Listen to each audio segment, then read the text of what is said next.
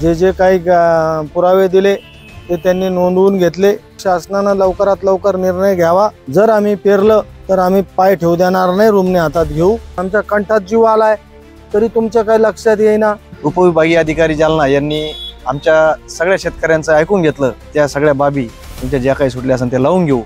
वरिष्ठांकडे पाठपुरावा करा, अहवाल पाठवा की इतक्या कमी पैशामध्ये शेतकरी जमीन द्यायला तयार नाही। ते ऐकणार नाहीत, त्यांचा जीव गेला तरी ते ऐकणार नाहीत। काही शेतकऱ्यांची झाडे लावायची राहिली असतील, काहींचे विहिरी धरल्या नसतील किंवा घरे धरले नसतील, कोठे धरले नसतील, शेततलाव धरले नसतील, त्या सगळ्यांच्या नोंदी घेऊन सगळ्या शेतकऱ्यांचं समाधान करून समोर बसून सगळ्याचं समाधान केलं।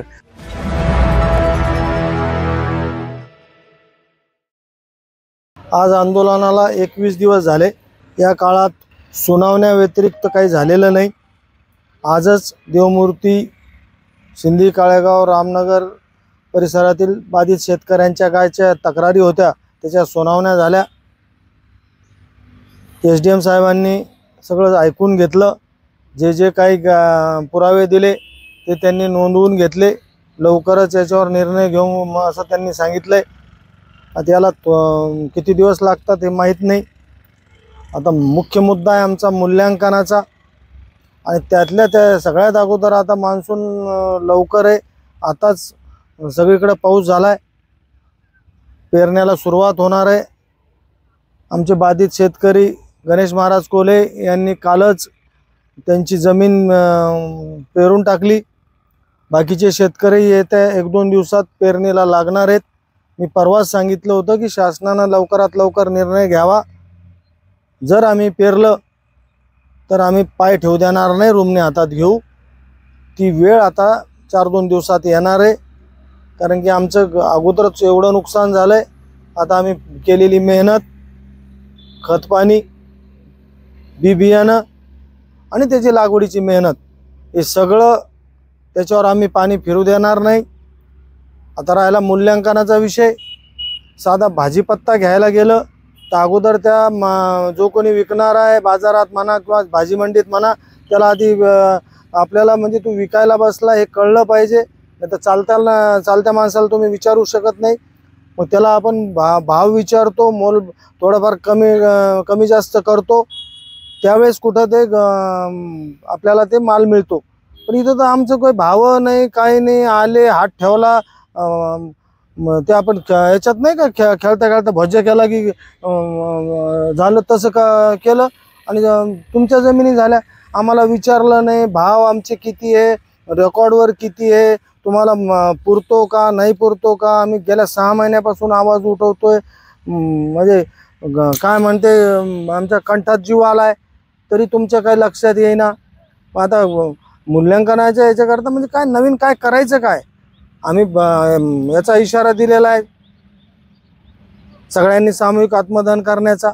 मग तरी शासनाला कळायला मार्ग नाही।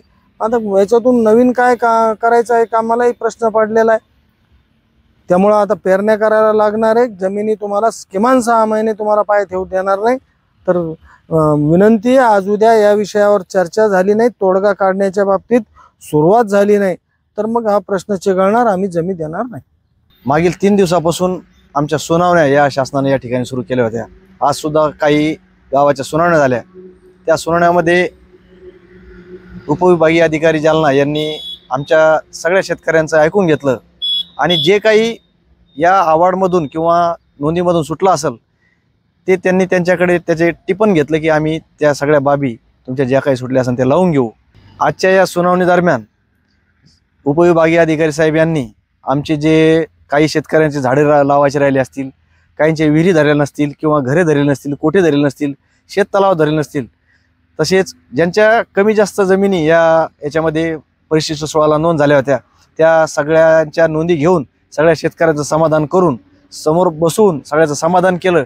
आणि त्याबाबत त्यांनी आम्ही सकारात्मक विचार करून लगेच कारवाई लवकरात लवकर करून सगळ्यांच्या नोंदी आम्ही येणाऱ्या कमी दिवसामध्ये 2-4 दिवसात या सगळ्या बाबी त्याच्यामध्ये समाविष्ट करू असं आम्हाला त्या ठिकाणी सांगितलं। सगळ्या शेतकऱ्यांचं त्यांनी समाधान केलं, परंतु मूल्यांकनाचा प्रश्न जसेल तसा राहिला।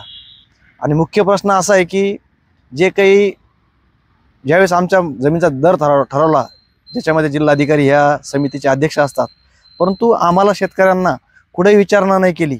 ज्या पेपरला कोणीही वाचत नाही अशा पेपरला त्यांनी जाहिरात दिली. आपण जर का त्या ठिकाणी जर विचारलं तर आमचे एक शिंदे काळेगाव शेतकरी त्यांनी त्याची माहिती अधिकाराखाली आपण कोणत्या पेपरला याची जाहिरात दिली होती ते सुद्धा विचारलेलं आहे. तर त्या पेपरचं नाव जीवनात कधीही ऐकलं नाही अशा पेपरला त्यांनी त्या मूल्यांकनात जाहिरात सुद्धा दिलेली होती. म्हणजे सांगायचं तात्पर्य असं की फक्त आम्हाला कळू न देता नेमकं काय अजेंडा शासनाचा होता हे आम्हाला समजलं नाही. आम्ही त्याबाबत सुद्धा आजच्या सुनावणीमध्ये उपविभागीय अधिकारी साहेबांना सांगितलं की ठीक आहे, ज्याचे अवॉर्ड झाले असतील की ज्याच्यामध्ये दुरुस्ती करता येणार नाही, परंतु ज्यांचे अवॉर्ड बाकी असतील तर त्यांना त्यांच्यात जे आता सुद्धा आम्ही नवीन जे खरेदी खत असेल आमच्याकडे जे झाले असतील 21च्या आधी 3 वर्षाचे ते दाखल करू, ते आपण ग्राह्य धरावे, समितीपुढं पुन्हा मांडा आणि आम्हाला पुन्हा नव्यानं दर द्या. आणि जे झालेले अवॉर्ड असतील तर त्याबाबत वरिष्ठांकडे पाठपुरावा करा, अहवाल पाठवा की इतक्या कमी पैशामध्ये शेतकरी जमीन द्यायला तयार नाही, ते ऐकणार नाहीत, त्यांचा जीव गेला तरी ते ऐकणार नाहीत, असं तुम्ही स्पष्ट अहवाल द्या असं आम्ही स्पष्ट उपविभागीय अधिकारी साहेब यांना सुचवलेलं आहे. आणि ते सुद्धा त्यासाठी पॉझिटिव्ह होते की मी अहवाल पाठवतो म्हणून, आणि तुम्ही त्या रजिस्टर दाखल करा, सकारात्मक आम्ही त्याबाबत विचार करू असं आम्हाला साहेबांनी सांगितलेलं आहे.